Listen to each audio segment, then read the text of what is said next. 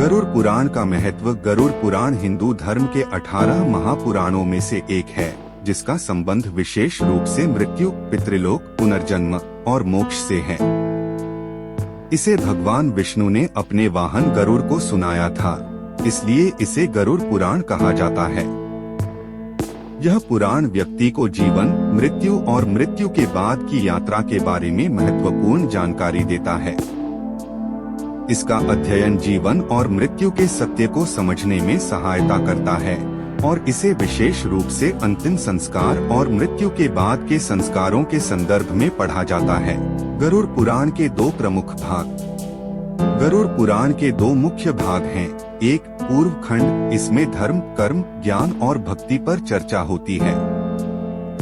दो उत्तरखंड, इसमें मृत्यु, मृत्यु के बाद की स्थिति, यमलोक, पाप और पुण्य का विवरण दिया गया है।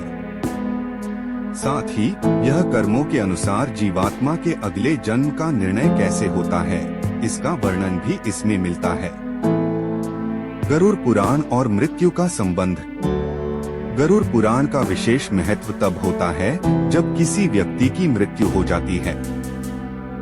हिंदू धर्म में यह मान्यता है कि मृत्यु के समय और उसके बाद गरुड़ पुराण का पाठ करना आत्मा की शांति के लिए आवश्यक है। गरुड़ पुराण के अनुसार मृत्यु के बाद आत्मा का यमलोक तक की यात्रा और कर्मों के आधार पर स्वर्ग या नरक में जाने की प्रक्रिया का वर्णन किया गया है। यह पुराण हमें यह सिखाता है कि जीवन में किए गए कर्मों का असर मृत्यु के बाद की यात्रा पर पड़ता है। इस पुराण में कहा गया है कि मृत्यु के समय मनुष्य के कर्मों का लेखा जोखा किया जाता है।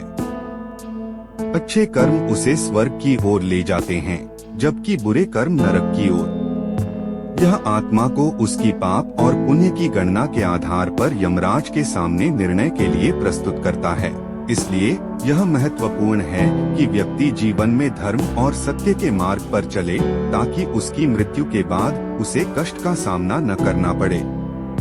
गरुड़ पुराण के प्रमुख संदेश।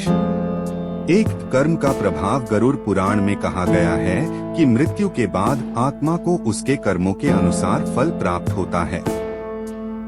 अच्छे कर्म स्वर्ग और बुरे कर्म नरक का मार्ग प्रशस्त करते हैं। यह पुराण हमें बताता है कि हमारे कर्म ही हमारे अगले जन्म और मृत्यु के बाद की स्थिति को निर्धारित करते हैं।